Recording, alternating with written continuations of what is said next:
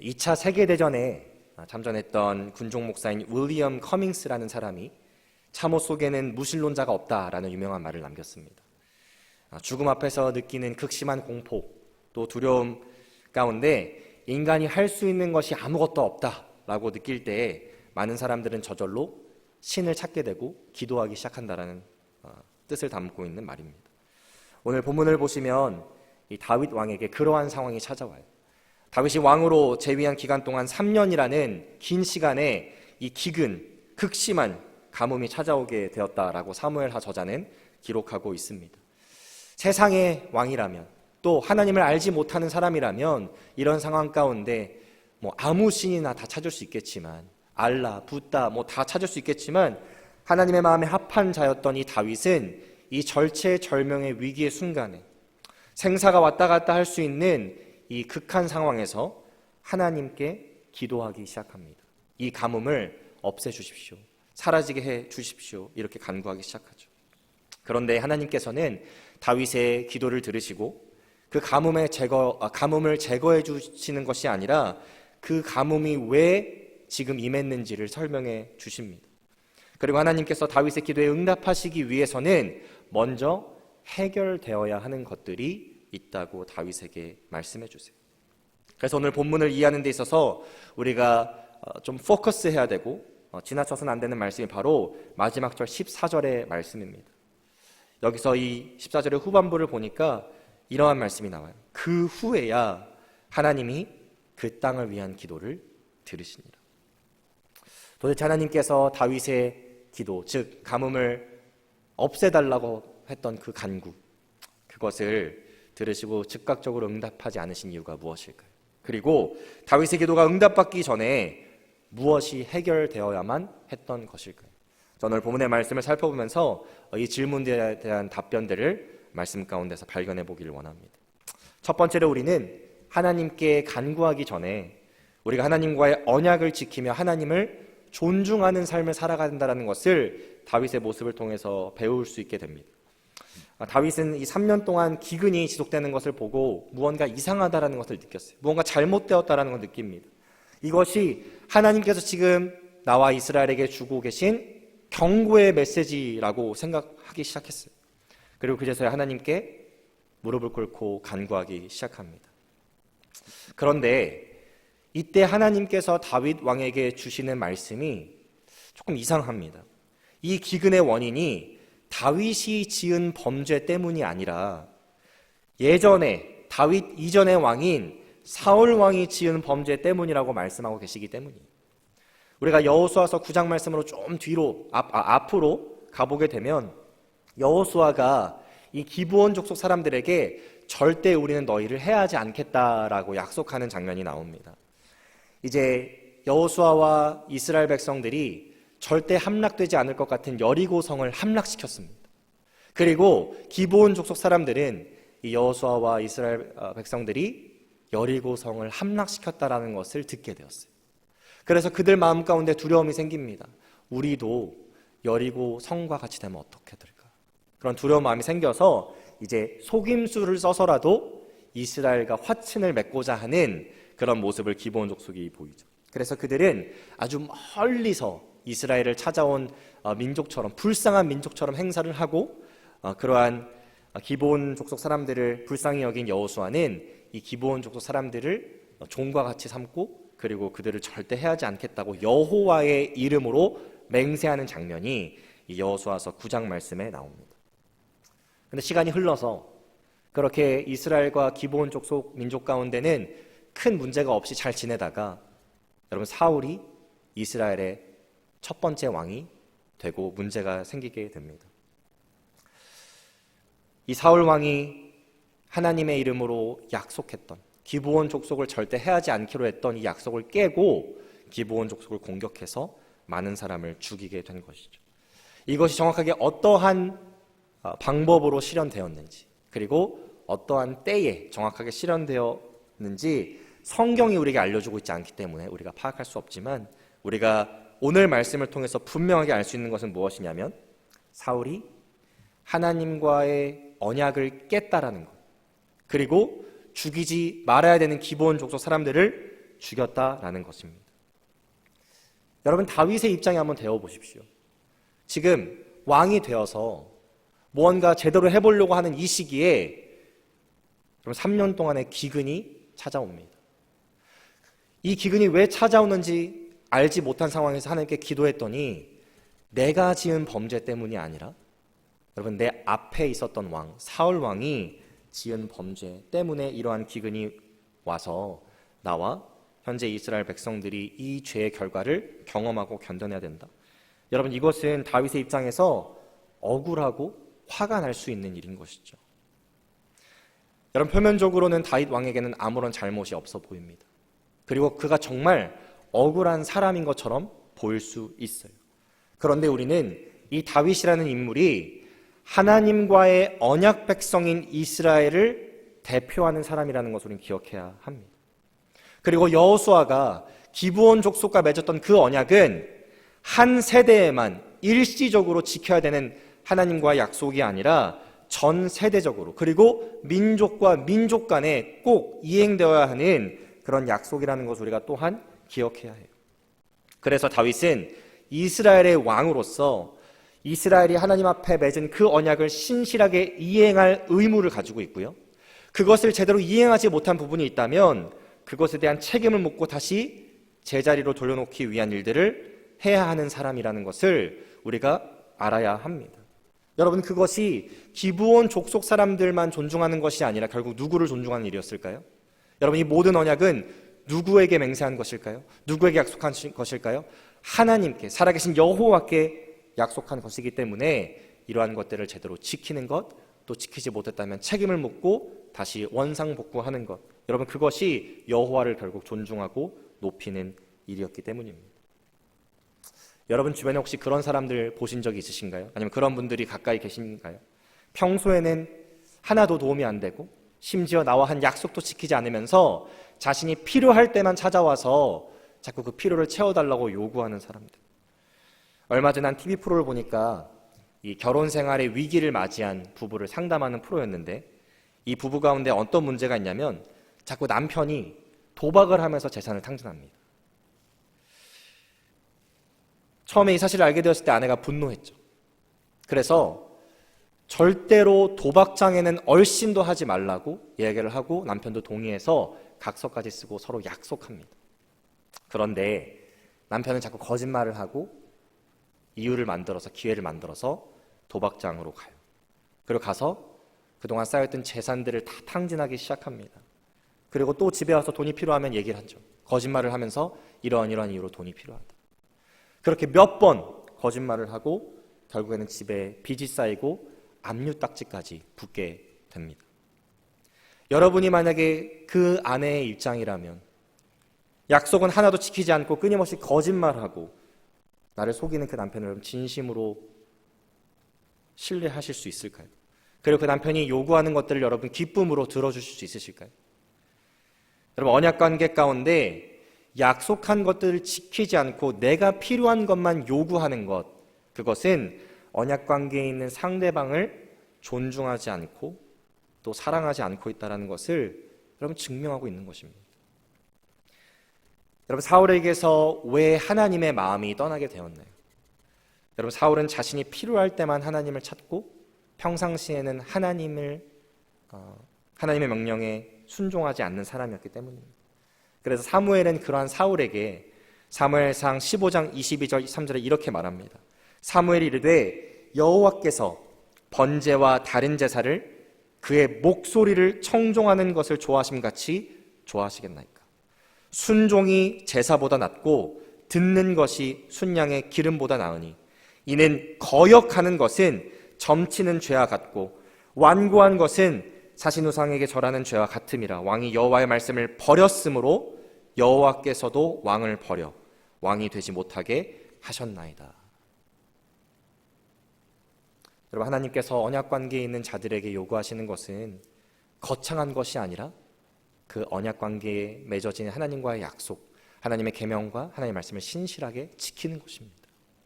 여러분, 오늘 본문의 말씀을 보면요, 이러한 사울 왕과는 달리 기브온 족속을 하나님께 약속했음에도 불구하고 처참하게 살해한 사울과는 달리 아주 작은 사소해 보이는 하나님께 맺은 언약마저도 신실하게 지키려고 하는 다윗 왕의 모습을 우리가 볼 수 있게 됩니다. 오늘 7절 말씀에 가보시면 이제 기브온 사람들이 이 사울 왕의 자손 7명을 그 7명의 목숨을 내놓아 달라고 다윗에게 요구하고요. 다윗은 이 요청을 받고 머릿속으로 자신이 요나단과 사울의 자식인 이 요나단과 맺었던 언약 하나를 떠올리게 됩니다. 그가 예전에 요나단과 언약하면서 그들의 자손에게 절대 해를 가하지 않겠다라는, 요나단의 자식에게 해를 가하지 않겠다라는 그 언약을 떠올리면서 현재 요나단의 아들인 그리고 살아있는 무비보셋만큼은 기브온 사람들에게 넘겨주지 말아야 되겠다라고 결심해요. 여러분, 시점적으로 보았을 때 요나단은 더 이상 살아있지 않습니다. 그리고 이 사무엘하 19장의 말씀, 또 이전의 말씀을 묵상하신 분들은 기억하시겠지만, 여러분, 다윗이 압살롬을 피해서 이제 예루살렘을 떠나서 피난길에 올랐을 때에 무비보셋이 함께 했나요? 함께 가지 않았나요? 여러분, 함께 가지 않았습니다. 그래서 다윗 왕이 압살롬이 죽게 되고 나서 예루살렘에 돌아왔을 때 무비보셋을 만나게 되고 무비보셋에게 물어봐요. 너 왜 나와 함께 가지 않았니? 무슨 말이냐면 그 반역에 무비보셋이 동참한 것으로 다윗이 한때 오해했다라는 것입니다. 여러분, 그런 무비보셋에게 다윗이 좋은 감정을 가지고 있었을까요? 그렇지 않았을 거예요.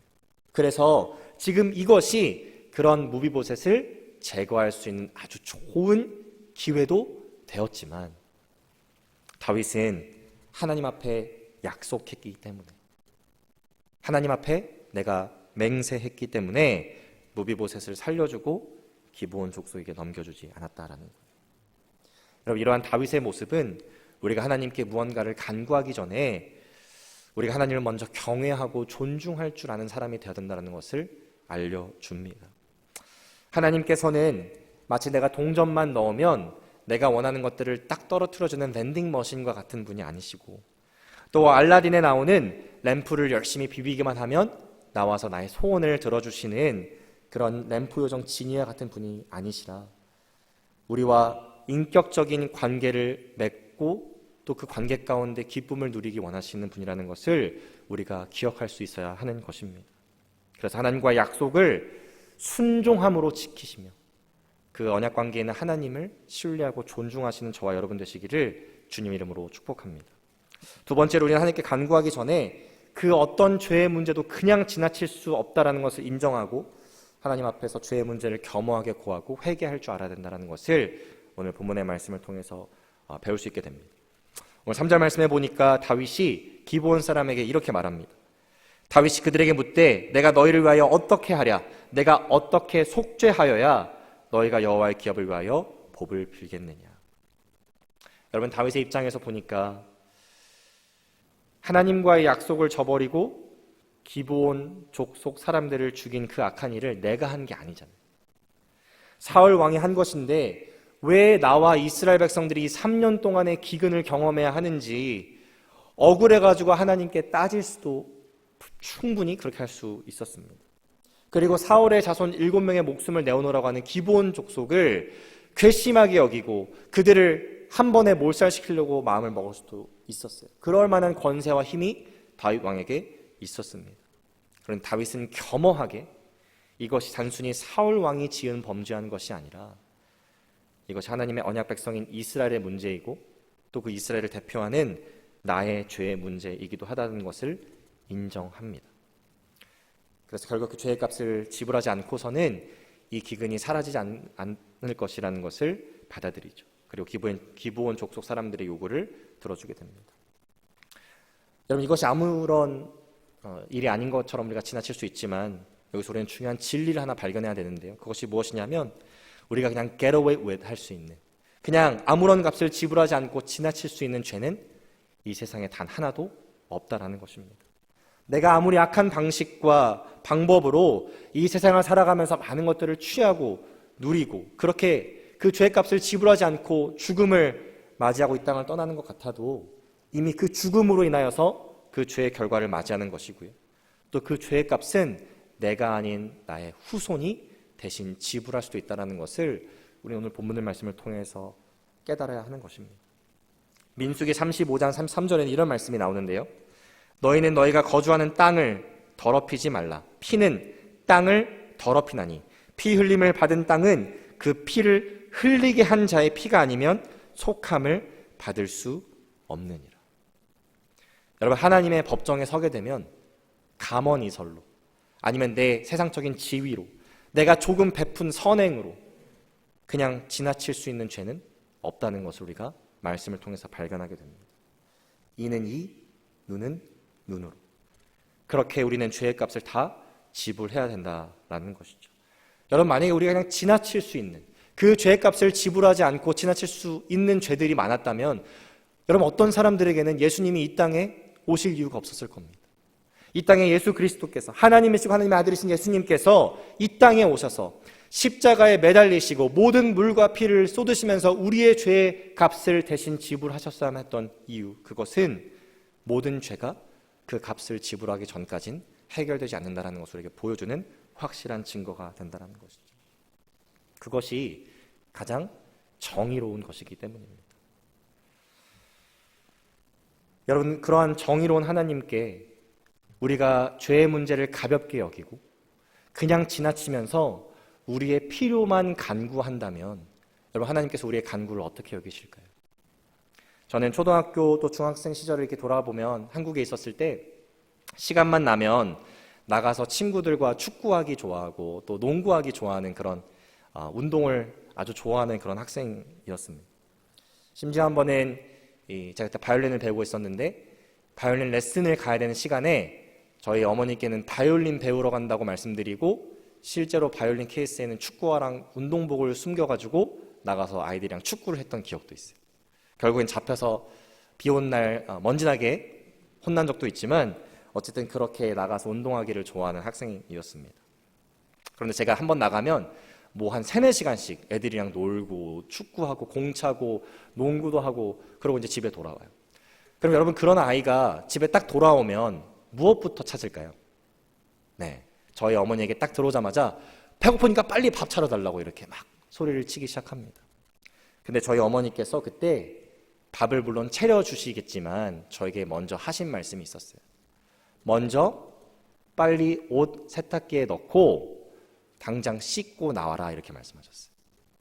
여러분, 생각해 보십시오. 제가 흙먼지 가득 묻은 그 모습으로, 꾀죄죄한 모습으로 온 집안을 누리면서 먼지를 묻게 하고 그렇게 식탁 앞에 섰다면 여러분, 제게 밥이 나왔을까요? 다른 것이 나왔을까요?